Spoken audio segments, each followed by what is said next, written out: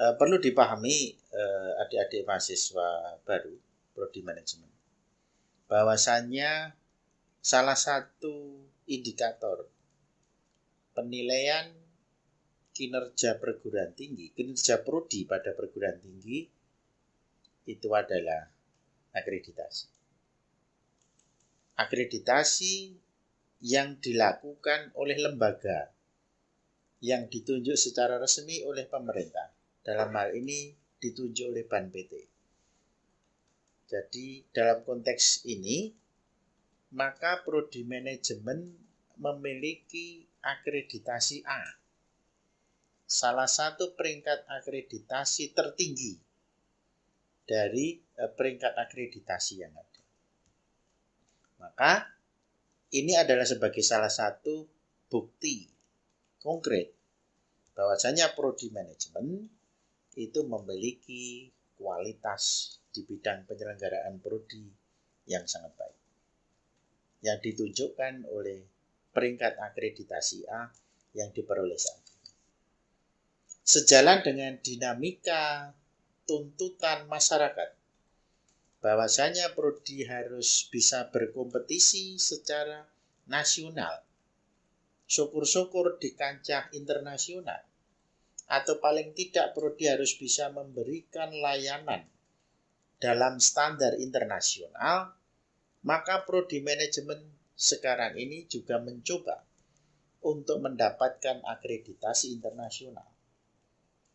Yang mana akreditasi internasional ini akan menunjukkan bahwasanya pengakuan oleh dunia internasional terkait dengan manajemen, terkait dengan penyelenggaraan program studi yang diakui oleh internasional. Dalam konteks demikian, maka prodi manajemen saat ini tengah berusaha untuk mendapatkan sertifikasi akreditasi FIBA. Salah satu lembaga yang memang diberi kewenangan untuk memberikan akreditasi pada prodi-prodi manajemen, terutama pada bidang bisnis yang diakui secara internasional. Nah, dalam konteks selanjutnya,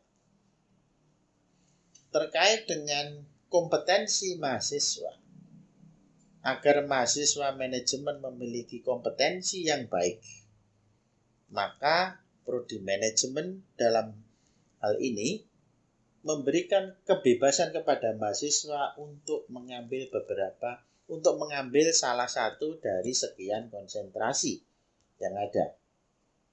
Konsentrasi tersebut ada 4. Yang pertama adalah konsentrasi manajemen pemasaran atau marketing, dan yang kedua adalah manajemen sumber daya manusia, yang ketiga adalah manajemen keuangan, dan yang keempat, ini konsentrasi yang baru saja kita munculkan sebagai pengembangan dan sebagai jawaban atas tuntutan masyarakat dan dinamika lingkungan bisnis. Ini adalah konsentrasi kewirausahaan. Harapan kita, mahasiswa-mahasiswa yang belajar di prodi manajemen memiliki banyak kesempatan, memiliki banyak peluang untuk mengembangkan kompetensi sesuai dengan bidang dan minat mereka. Yang mana kompetensi-kompetensi itu akan kita fokuskan kepada 4 konsentrasi itu. Konsentrasi marketing, konsentrasi manajemen sumber daya manusia, konsentrasi manajemen keuangan, serta konsentrasi kewirausahaan. Sejalan dengan perubahan peraturan yang ada, sesuai dengan Permendikbud nomor 3 tahun 2020, maka saat ini perguruan tinggi yang ada di seluruh Indonesia wajib menyelenggarakan apa yang namanya kurikulum Merdeka Belajar. Kurikulum Merdeka Belajar ini pada prinsipnya adalah memberikan kebebasan kepada para mahasiswa untuk mengambil mata kuliah di luar prodi pada PT sama atau pada PT yang berbeda. Tujuannya adalah untuk membekali mahasiswa agar mahasiswa memiliki kompetensi tambahan di luar kompetensi inti yang dia pelajari selama mereka belajar di program studi yang sudah mereka tentukan dari awal mereka masuk program studi tersebut.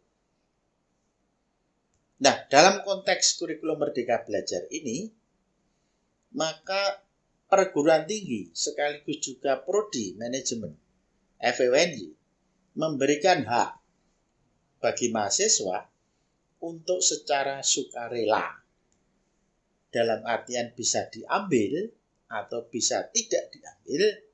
Yang pertama, mengambil SKS di luar perguruan tinggi sebanyak 2 semester, setara dengan 40 SKS. Dan yang kedua, ditambah lagi dapat mengambil SKS di prodi yang berbeda pada PT yang sama sebanyak 1 semester atau setara dengan 20 SKS. Nah, dalam konteks demikian, maka Universitas Negeri Yogyakarta dalam rangka mendukung implementasi kurikulum Merdeka Belajar, maka melalui peraturan Rektor Universitas Negeri Yogyakarta nomor 5 tahun 2020 dalam rangka implementasi kurikulum Merdeka Belajar, maka ditetapkan 3 pola dalam program studi di UNY. Ketiga pola itu adalah yang disebut sebagai pola 512, 611, serta 602. 512 maksudnya adalah mahasiswa wajib mengambil mata kuliah selama 5 semester pada program studi di UNY, pada program studi yang sudah dipilih. Kemudian mahasiswa berhak mengambil 1 semester atau setara 20 SKS untuk belajar pada luar program studi di UNY, dan mahasiswa memiliki kesempatan untuk belajar sebanyak 2 semester pada luar institusi UNY, sehingga total semesternya adalah 8. Kemudian pola yang kedua, 611, artinya mahasiswa wajib menjalani perkuliahan dalam program studi yang sudah dipilih di UNY selama 6 semester, kemudian ada 1 semester mahasiswa berhak mengambil mata kuliah di luar program studi tapi masih di UNY, kemudian 1 semester berhak mengambil mata kuliah di luar UNY.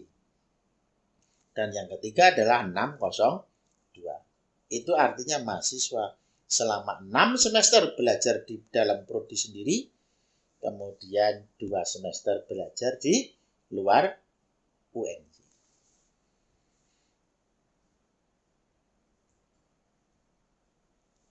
Terkait dengan sebaran mata kuliah, maka untuk yang pola pertama 512 itu adalah sebanyak 80-84 SKS harus diselesaikan oleh mahasiswa pada program studi sendiri.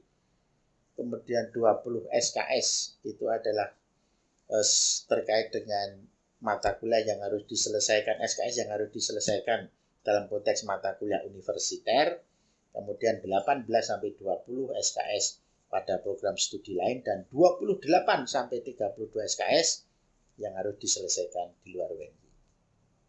Sedangkan pola yang kedua, mahasiswa harus menyelesaikan 98 sampai dengan 100 SKS pada program studi sendiri, kemudian mengambil mata kuliah sejumlah 20 SKS mata kuliah universiter, kemudian pada program studi lain yang harus ditempuh sekitar 12-16 SKS, kemudian di luar UNY juga sekitar 16-20 SKS.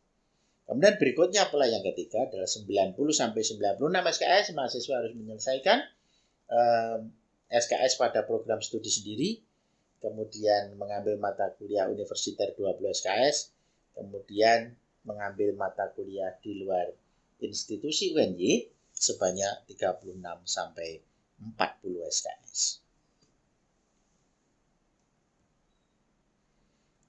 Beban belajar yang harus diselesaikan oleh mahasiswa dalam konteks kurikulum Merdeka Belajar ini adalah sebesar 146 SKS sampai dengan 156 SKS. Untuk kuliah kerja nyata atau KKN, maka dibatasi 6 SKS. Kemudian praktek industri atau praktek kerja lapangan, SKS-nya bervariasi antara 6 sampai 20 SKS. Kemudian yang tugas akhir adalah 8 SKS. Saya kira itu terkait dengan pembelajaran pada prodi manajemen di jurusan manajemen FEB.